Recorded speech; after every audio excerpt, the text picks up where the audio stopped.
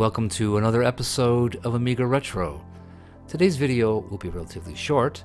We will be covering two omissions, oversights, misconceptions, errors, whatever you may call it, that was presented in the last video regarding the Amiga 500 internal accelerator overview.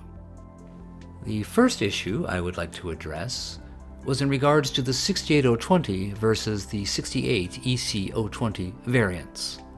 Unlike what I thought I believed, that the 68020 and the EC020 were pretty much similar to the differences between the 68030 and the EC030, basically the 030 full-blown having an MMU and the EC030 not.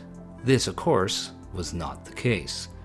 Both versions of the 68020 do not have an integrated MMU, so that is something that must be remembered. Their differences, though, lie within the fact that the 68020 supports 32-bit addressing, while the 68EC020 only supports 24-bit addressing. So what's the difference? Basically equates into the memory addressing capabilities of both processors. Of course, the full-blown 68020 can access up to 4 terabytes of memory space, while the 68EC020 can only access up to a maximum of 16 megabytes. The last point of interest is that with the current Amiga memory mapping abilities, when paired with the 68EC020, this will only allow a maximum of roughly 10 megabytes of the 16 megabytes of addressing space that is available.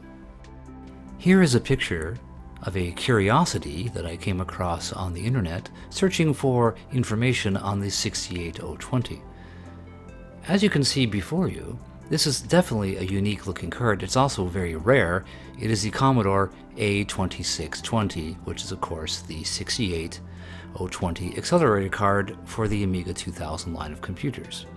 And one thing that you'll notice with this card, there are 3 of the familiar ceramic type FPU/CPU processors, coprocessors, whatever you want to call it, that are mounted on this card. But there's one thing that looks a bit unique. I am familiar with the FPU, which is the 68881, and of course the CPU, which is the 68020, but the other image you see here, outlined in red, is the 68851. This coprocessor is the standalone MMU, built by Motorola to specifically work with the 68020. From what I have read, this standalone MMU was more powerful than the built-in MMUs of the 68030, the 68040, and the 68060. So I thought I'd like to share this with you. It's some really interesting piece of history from the Commodore archives. The next correction I would like to make is in regards to the 68EC020 TK Amiga accelerator card for the Amiga 500 or 2000. I stated in my review the card did not come with a map-ROM feature. I was expecting something to be perhaps a hardware jumper or something to that effect. But indeed, thanks to Dalek posting his comment and the link, there is a map-ROM feature that's enabled in software available from one of the forums. So let us take a quick look at this.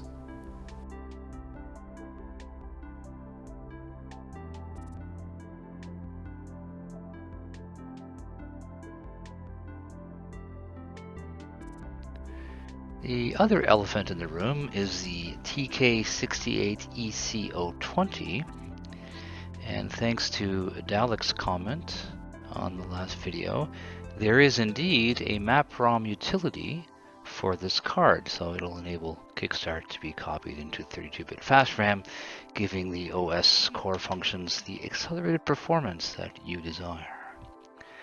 So I had to go, Dalek sent me a link to this forum right here, which originally was in German, but luckily Google Chrome translated it into English. Most of it actually makes sense, so it's not too bad. Now, initially I did this when it was in German before I figured I could get Google Translate to take care of this website. But if you scroll down all the way to, oh, I went too far. When you see this update here, which I guess is January 14th, 2020, and you just download the maprom.zip.